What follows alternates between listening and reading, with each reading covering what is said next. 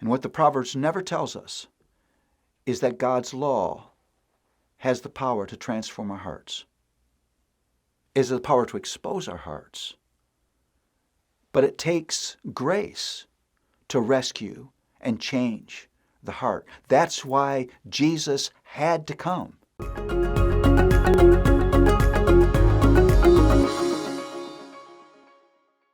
So we want to look at the theme of the beauty and function and limits of God's law as presented to us in the Proverbs. Proverbs reminds us that it is vital for us to love, to listen to celebrate God's law. God's law is not given to rob us of the good life, but so that we would thrive. I love this. Think about when the law of God was initially given. God had redeemed his children from 400 years of suffering and slavery in Egypt. But these recently liberated slaves had no idea how to live. And so God, in an act of abundant love and amazing grace, gave his law to them. It was not to wreck their lives, to restrict their lives, but so that in the boundaries of what God had laid out for them, they would thrive, because God loves his children. You know, life doesn't work without boundaries. Every good thing in life needs boundaries. And so God set boundaries for his children. Think of the power of the law. You really get this in Proverbs. The law does an incredible job of exposing the foolishness of sin. I mean, if you can read the Proverbs and not feel exposed, you can get down on your knees and say, God help me, God help me, God help me. I have a hard heart.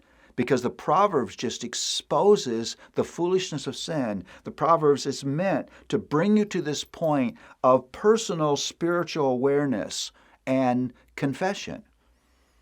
Now, we need that because, let's be honest, sin doesn't always look sinful to us. When I'm eating the third piece of cake in an act of gluttony, I'm not thinking danger. I'm just thinking how beautiful that piece looks and how great it tastes in my mouth. If you're at the mall lusting after a woman, you're not thinking the danger and rebellion of that act. You're seeing something that's beautiful to you. So we need something that exposes to us the sinfulness of sin. But the law does something else. It is a wonderful guide for our living. The law guides us. I need that guidance. Because as long as sin lives inside of me, there will be artifacts of foolishness in my heart.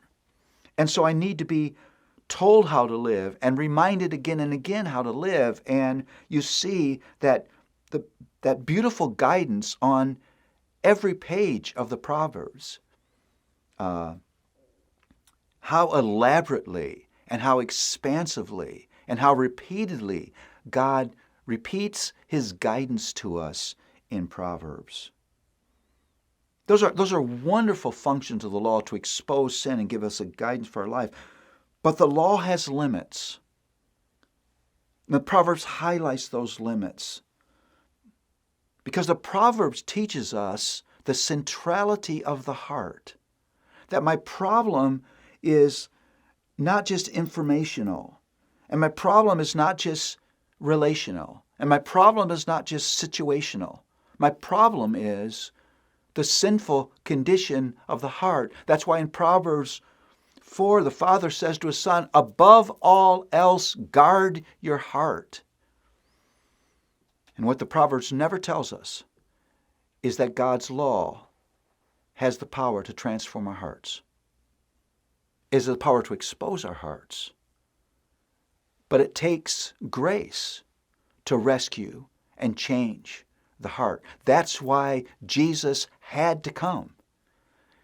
If the Proverbs could rescue and transform my heart, Jesus would have never had to come.